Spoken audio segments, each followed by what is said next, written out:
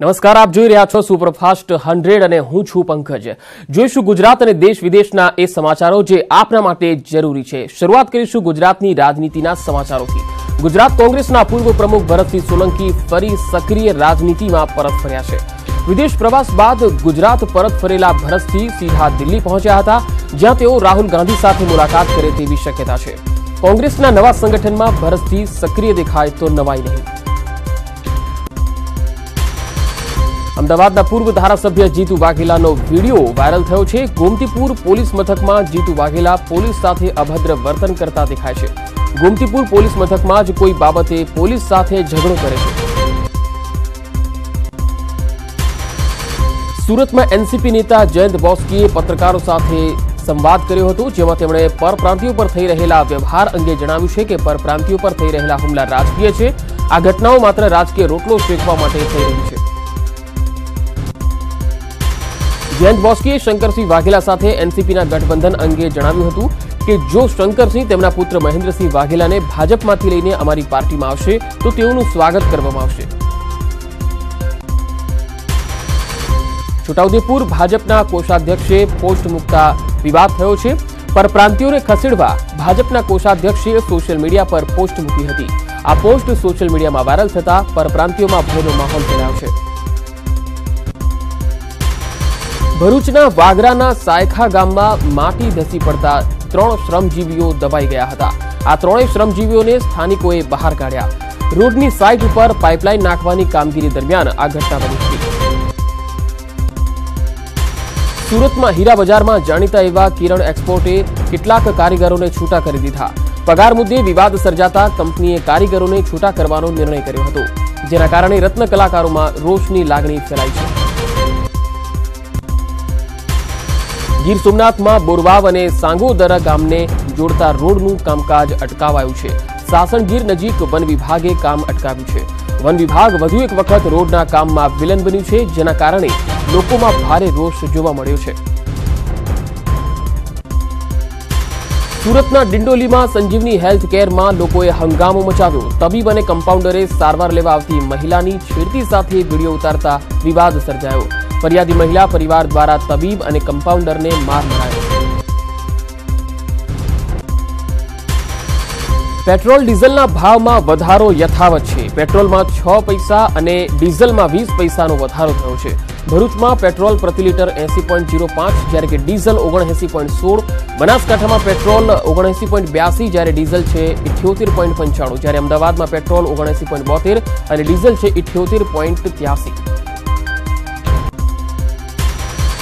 સુરત આરટીઓમાં દંડની નકલી રસીદ બનાવી લાખો રૂપિયાનું કૌભાંડ આચરનાર ટ્રાફિક શાખાના પોલીસ કર્મીની ધરપકડ કરી લેવાઈ છે।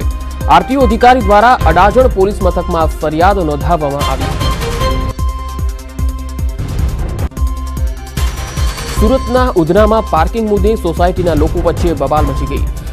પાર્કિંગ મુદ્દે થયેલી આ બબાલમાં એક મકાન માલિકે બહારથી માણસો બોલાવીને કારમાં તોડફોડ કરી હોવાનો સ્થાનિકોએ આક્ષેપ કર્યો છે। આ અંગે ઉધના પોલીસે તપાસ હાથ ધરી છે। સુરતના કામરેજના વેલજા વિસ્તારમાં પાસ કન્વીનર અલ્પેશ કથિરિયાની જેલ મુક્તિ, ખેડૂતોના દેવા મુક્તિ અને પાટીદાર અનામતની માંગણી સાથે સુરત પાસ દ્વારા પાટીદારની મહારેલીનું આયોજન થયું, જેમાં પાટીદાર અનામતની માંગણી સાથે સરકાર વિરોધી સૂત્રોચ્ચાર પણ થયા। આ રેલી કામરેજના ઉમરા, શેખપુર અને રામવાટિકા જેવા ગામમાં ફરી હતી અને બાદમાં ઉમિયા મંદિર ખાતે મહાઆરતીનું આયોજન થયું હતું। આગામી દિવસોમાં પણ આ પ્રકારે પાસ દ્વારા અલ્પેશ કથિરિયાને છોડાવવા માટેની માંગણી સાથે વિરોધ પ્રદર્શન કરવામાં આવનાર છે। અમદાવાદમાં મારવાડી સમાજના સ્વર્ણકારોએ સરકાર સામે મોરચો માંડ્યો છે। સ્વર્ણકારોએ તેમને વિના કારણે પોલીસ હેરાન કરતી હોવાનો આરોપ લગાવ્યો। સરકાર સામે લડત લડવા માટે સ્વર્ણકાર યુવા સેનાની રચના કરવામાં આવી। સ્વર્ણકાર યુવા સેના ગૃહમંત્રી અને ડીજીપીને આવેદનપત્ર આપશે અને સ્થિતિ નહીં સુધરે તો તેમણે હાઈકોર્ટમાં જવાની ચીમકી ઉચ્ચારી છે।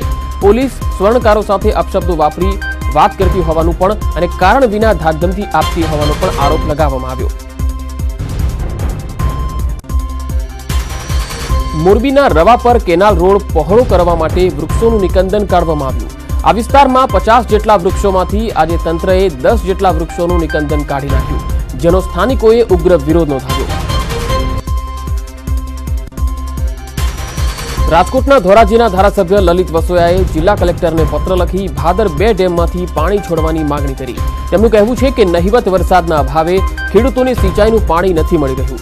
સિંચાઈના પાણીના અભાવે ખેડૂતોનો ઊભો પાક સુકાઈ રહ્યો છે.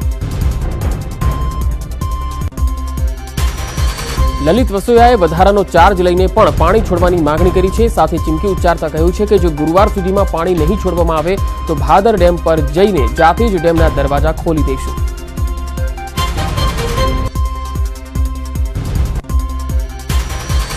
સરદાર સરોવર નર્મદા ડેમની સપાટીમાં છેલ્લા 15 દિવસથી ઉપરવાસમાંથી પાણીની આવકને કારણે સપાટીમાં વધારો નોંધાઈ રહ્યો હતો. પરંતુ હાલ 3 દિવસથી મધ્યપ્રદેશમાંથી પાણીની આવક નહિવત થતા ડેમ સપાટી સ્થિર પર છે. અરવલ્લી જિલ્લાના વાત્રક જળાશયમાં હાલ 51% જ પાણીનો જથ્થો બચ્યો છે, જેને લઈને આવનારી રવિ સિઝનમાં વાત્રક ડાબા અને જમણા કાંઠાના ખેડૂતો માટે મોટી સમસ્યા સર્જાય તેવા એંધાણ છે. એક તરફ આગળ રવિ પાકની સિઝન આવી રહી છે, ત્યારે સરકાર દ્વારા આવનારી રવિ સિઝન પહેલા વાત્રક ડેમમાં નર્મદાનું પાણી નાખી ડેમ ભરવામાં આવે તેવી માંગણી આ વિસ્તારના ખેડૂતો કરી રહ્યા છે. અરવલ્લી જિલ્લામાં ચોમાસાની સિઝનમાં પૂરતા પ્રમાણમાં વરસાદ પડ્યો. જિલ્લાના 5 ડેમો પૈકી મેશ્વો ડેમ ઓવરફ્લો થયો હતો, જ્યારે માઝુમ ડેમમાં પણ પાણીની આવક થતા હાલ 100% ડેમ ભરાયેલો છે. મેશ્વો અને માઝુમ ડેમ ઉપર આધારિત સિંચાઈથી ખેતી કરતા ખેડૂતો માટે આવનારા રવિ પાક અને ઉનાળાની સિઝન સુધી પીવાના અને સિંચાઈના પાણીની તકલીફ નહીં પડે, પરંતુ વાત્રક ડેમ ખેડૂતો માટે સમસ્યા ઊભી કરી શકે તેમ છે. સુરેન્દ્રનગરના લીંબડીના શિયાળીથી જાંબુ જતી નર્મદા કેનાલમાં ગાબડું પડ્યું. કેનાલમાં ગાબડું પડતા પાણી આજુબાજુના વિસ્તારમાં ભરાઈ ગયું હતું.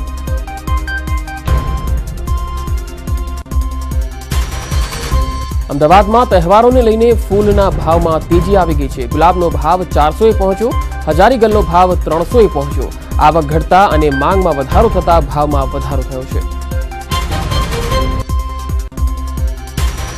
રાજસ્થાનમાં ઝીકા વાયરસ ખૂબ ઝડપથી ફેલાઈ રહ્યો છે. જયપુરમાં ઝીકા વાયરસના કેસમાં વધારો થયો. ઝીકા વાયરસના પીડિતોની સંખ્યા 55 થઈ છે. છોટાઉદેપુર જિલ્લામાં છેલ્લા 3 માસથી રોગચાળાએ માજા મૂકી છે, પરંતુ હોસ્પિટલના સ્ટાફના અભાવના કારણે દર્દીને સારવાર માટે કલાકો સુધી લાઇનમાં ઊભા રહેવું પડે છે. જો કે ડોક્ટર સાહેબને તેમના મોબાઈલમાં વ્યસ્ત છે અને તેમને જાણે કે લાઇનમાં કલાકો સુધી ઊભા રહેતા દર્દીઓની કોઈ જ પડી નથી.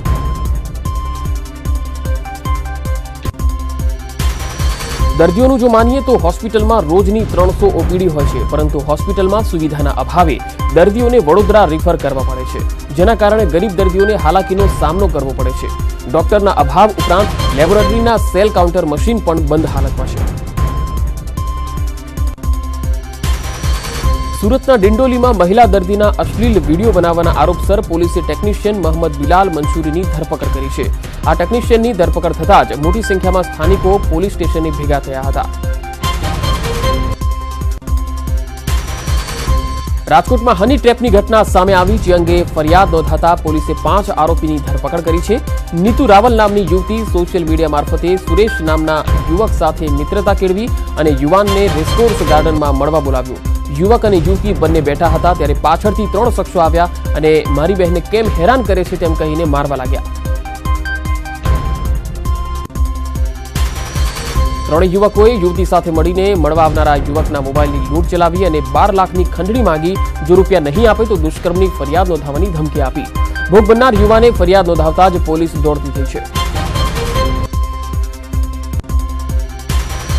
સુરતમાંથી બિહારના યુવકનો મૃતદેહ મળી આવતા પરપ્રાંતીય યુવાનની હત્યા થઈ હોવાની અફવા વહેતી થઈ હતી. સુરત પોલીસ કમિશનરે પ્રેસ કોન્ફરન્સ કરી આ અંગે માહિતી આપતા જણાવ્યું છે કે આ હત્યા નહીં પરંતુ અકસ્માત હતો. અમે સ્થળ પર જઈને જાતે જ તપાસ કરી છે. બનાસકાંઠામાં આબુ રોડ પાસેથી 1 લાખ અને પિસ્તોલ સાથે યુવક પકડાયો છે. પાલનપુરનો નરેન્દ્ર પટેલ પોતાના વાહનમાં જતા વાહન ચેકિંગ દરમિયાન હથિયાર સાથે પકડાયો છે. નવસારીના તલોદ ગામેથી પોલીસે ગાંજા સાથે એકની ધરપકડ કરી છે. એસઓજી પોલીસની ટીમે બાતમીના આધારે રેડ પાડી હતી અને આ રેડ દરમિયાન ગંગારામ કુકણા નામના શખ્સને 1302 ગ્રામ ગાંજા સાથે ઝડપી પાડ્યો. પંચમહાલના પાવાગઢમાં ખિસ્સા કાતરુઓનો આતંક ફેલાયો છે. દર્શનાર્થીઓનો માલ સામાન ચોરાયો છે, પરંતુ પોલીસ કોઈ કામગીરી ન કરતી હોવાનો આરોપ થયો છે. ચોરીનો ભોગ બનનાર તમામ અન્ય રાજ્યના યાત્રાળુઓ છે.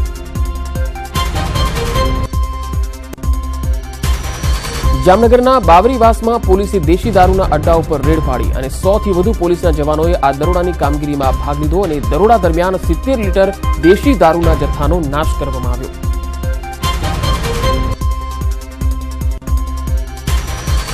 વિજાપુરના હીરપુર પાસે ગોજારો અકસ્માત થયો. બે બાઇક વચ્ચે અકસ્માત સર્જાતા બાઇક પર સવાર બે વ્યક્તિઓના કરુણ મોત થયા છે. ત્યારે બંને મૃતક યુવકો હીરપુર ગામના રહેવાસી હોવાનું સામે આવ્યું છે.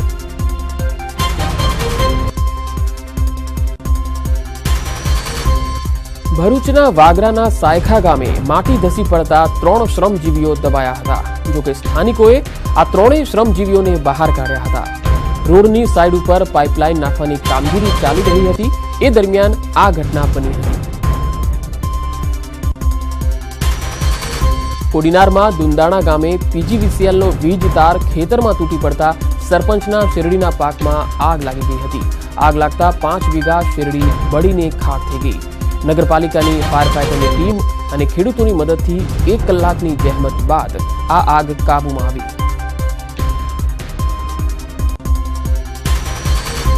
સુરતમાં ડિંડોલી બ્રિજ પર ટ્રકમાં લાગેલી આગ કાબૂમાં આવી ગઈ છે. પાંડેસરાથી પૂઠા ભરી મોરબી જતા ટ્રકમાં આગ લાગી હતી.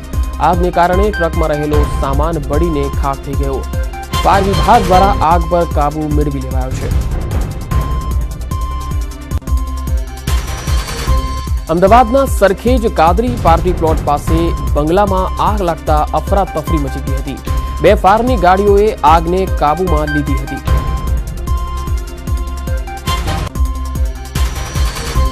છત્તીસગઢમાં ડાંગરગઢથી દર્શન કરીને પરત ફરી રહેલા એક પરિવારને અકસ્માત નડ્યો.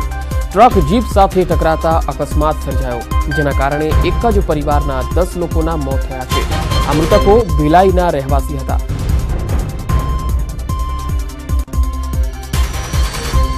સુપ્રીમ કોર્ટ 3 તલાકનો કાયદો બનાવતા મુસ્લિમ મહિલાઓમાં આનંદની લહેર છવાઈ ગઈ હતી. પરંતુ હવે એક મુસ્લિમ મહિલાને તેના પતિએ 3 તલાક માટે આધુનિકતાનો ઉમેરો કરી વોટ્સએપના માધ્યમથી તરછોડી દેતા ચકચાર મચી ગઈ છે.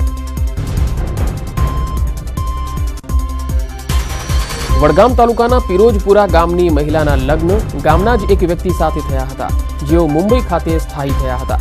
જોકે 3 સંતાનો બાદ આ શખ્સે પરિણીતાને ઘરમાંથી હાંકી કાઢી અને વિદેશમાં જતો રહ્યો અને ત્યાંથી વોટ્સએપ ઉપર તલાક આપતા આ પરિણીતાએ ગુરુવારે પાલનપુર ખાતે જિલ્લા પોલીસ વડાને રજૂઆત કરી છે. કોડીનારમાં રખડતા ઢોરનો આતંક સામે આવ્યો છે. એકતા ચોક ખાતે ગરબા રમતી વખતે એક સાંઢ અચાનક ઘૂસી આવ્યો હતો. આ સાંઢને જોતા જ ભાગદોડ મચી ગઈ હતી.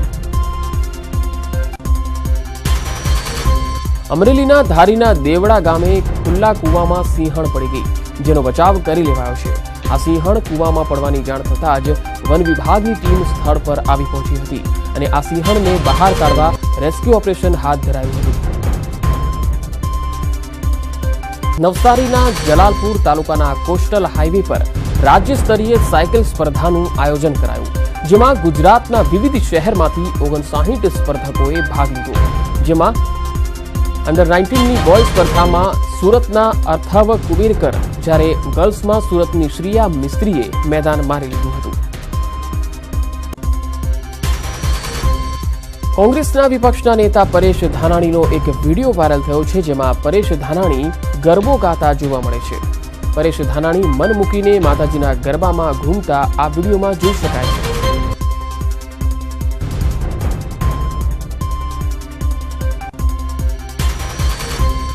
એશિયાની સૌથી મોટી ઔદ્યોગિક વસાહત અંકલેશ્વરમાં રોજગારી અર્થે મોટી સંખ્યામાં યુપી અને બિહારથી લોકો વસવાટ કરવા માટે અહીંયા આવે છે.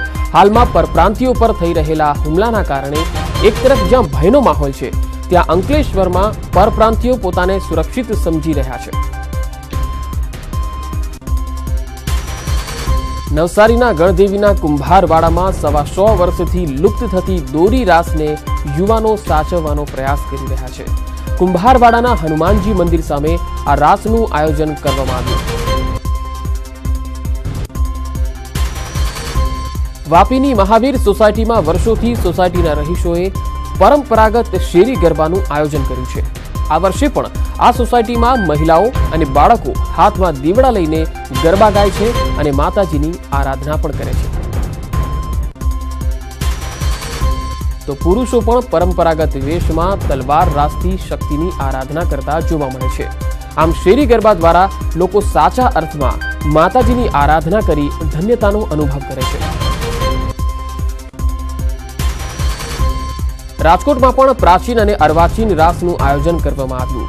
રાજકોટમાં અર્વાચીન રાસની જાકમજોડ વચ્ચે પ્રાચીન ગરબીનું પણ એટલું જ મહત્વ જોવા મળે છે. રાજકોટમાં દર વર્ષે નવરાત્રીમાં બજરંગ ગરબી મંડળ દ્વારા યોજવામાં આવતા પ્રાચીન રાસને જોવા દૂર દૂરથી લોકો આવી પહોંચે છે, જેમાં સળગતી ઈંઢોણીઓનો રાસ શહેરીજનોમાં આકર્ષણનું કેન્દ્ર બને છે. એવું માનવામાં આવી રહ્યું છે કે વિદેશ રાજ્યમંત્રીના નિવેદન બાદ ભાજપ કોઈ કાર્યવાહી કરી શકે છે. MJ અકબર હજુ સુધી પોતાના ઉપર લાગેલા આરોપો ઉપર કોઈ જ નિવેદન આપ્યું નથી. જોકે તેમણે કહ્યું છે કે આ મામલે તે ટૂંક સમયમાં નિવેદન જાહેર કરશે. ટેસ્ટ સિરીઝમાં વિન્ડીઝનો વ્હાઇટ વોશ. હૈદરાબાદ ટેસ્ટમાં ભારતનો 10 વિકેટે ભવ્ય વિજય થયો છે.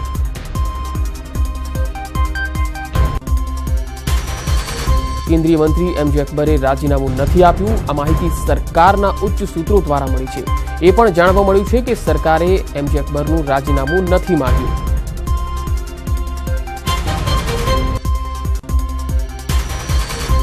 પાકિસ્તાને ફરી એકવાર ભારતને સર્જિકલ સ્ટ્રાઇકની ધમકી આપી છે. પાકે શાબ્દિક બાણ ચલાવતા જણાવ્યું છે કે ભારત જો પાકિસ્તાન પર એક પણ સર્જિકલ સ્ટ્રાઇક કરે છે તો અમે તેના બદલામાં 10 સર્જિકલ સ્ટ્રાઇક કરીશું. પાકિસ્તાન સેનાના પ્રવક્તા મેજર જનરલ આસિફ ગફૂરે લંડનમાં ભારતના વિરોધમાં ઝેર ઓક્યું.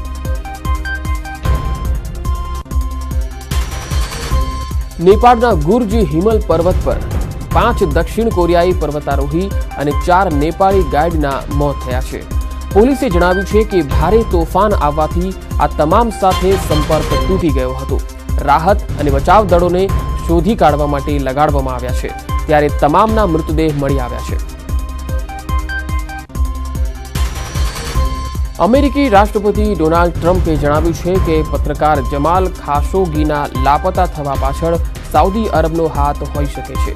ટ્રમ્પે ચેતવણીના સૂરમાં જણાવ્યું છે કે તેમની હત્યા થઈ હશે તો અમેરિકા સાઉદીને કડક સજા આપશે.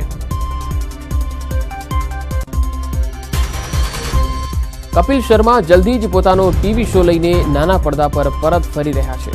શો શરૂ થતા પહેલા કપિલ શર્માએ હિમાચલ પ્રદેશમાં આવેલા બગલામુખી મંદિરમાં વિશેષ પૂજા કરાવી. કપિલ શર્માના આવવાના સમાચાર સાંભળીને જ તેમના ફેન્સ મંદિર પરિસરમાં ઉમટી પડ્યા હતા.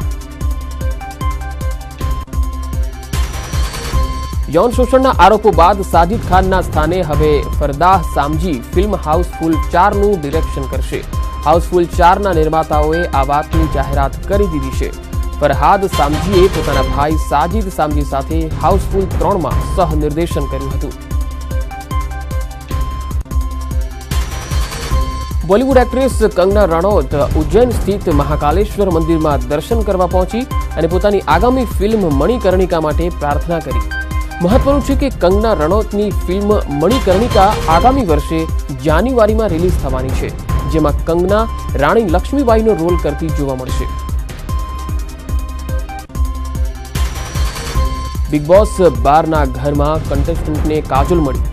સલમાન ખાન અને કાજોલે બિગ બોસમાં ફન ગેમ રમી. કાજોલ પોતાની ફિલ્મ હેલિકોપ્ટર ઇલાના પ્રમોશન માટે પહોંચી. શોમાં સલમાન ખાન અને કાજોલ એક પઝલ ગેમ રમે છે, જેના દ્વારા કાજોલ પોતાના પતિ અજય દેવગણને ઓળખે છે. બિગ બોસ 12માં સલમાન ખાને બધાની ક્લાસ લગાવી દીધી, જેમાં કેટલીક ખુશીની ક્ષણો પણ આવી, જેમાં સલમાન ખાને દીપક ઠાકુરને એક ગીત ગાવાનું પણ કહ્યું, જે દીપકે શ્રીસંત માટે બનાવ્યું હતું. દીપકે જ્યારે ગાયું કે કેરલ કા એક લડકા થા, ત્યારે શ્રીસંત અને દીપક બંને ઇમોશનલ થઈ ગયા. હાલમાં જ પોતાની ફિલ્મ મંટોમાં શાનદાર અભિનયના કારણે પ્રશંસા મેળવનારા નવાઝુદ્દીને એક ભાવુક કરી દેનારું ટ્વીટ કર્યું છે. તેમણે જણાવ્યું છે કે તેમની બહેન બ્રેસ્ટ કેન્સરના એડવાન્સ સ્ટેજ પર હતી. તે 7 વર્ષથી પૂરી હિંમત સાથે આ બીમારી સામે લડી રહી છે. તે 18 વર્ષની હતી ત્યારથી તેને બ્રેસ્ટ કેન્સર છે. આજે 25 વર્ષની ઉંમરે પણ તે કેન્સર સામે લડે છે.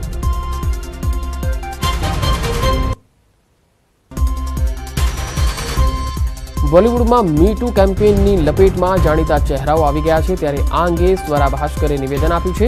સ્વરાએ જણાવ્યું છે કે ભારતમાં આ કેમ્પેઇન પહોંચવામાં ઘણો સમય વીતી ગયો છે.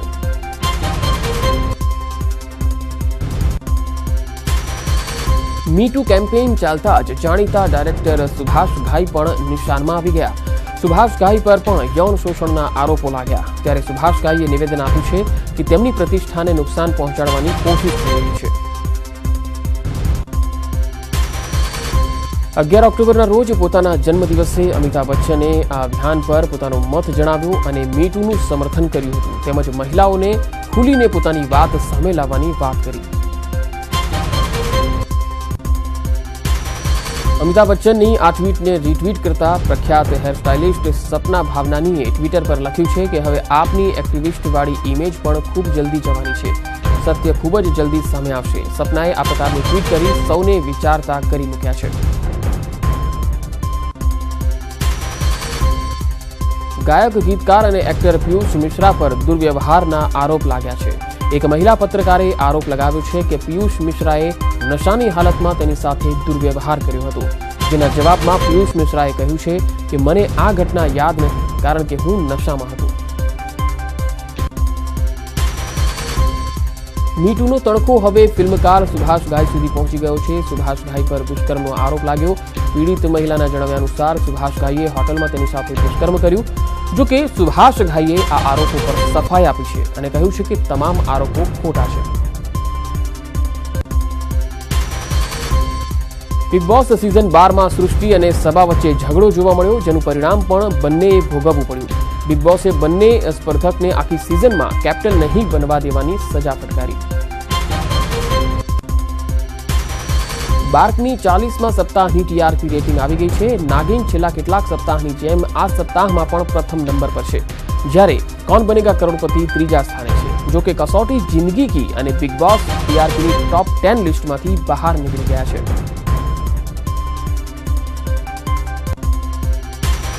તો સુપરફાસ્ટ 100માં અત્યારે આટલું જ. વધુ સમાચારોથી અપડેટ રહેવા આપ જોડાયેલા રહો ન્યૂઝ 18 ગુજરાતી સાથે. અમારું વેબ પોર્ટલ છે gujarati.news18.com. નમસ્કાર.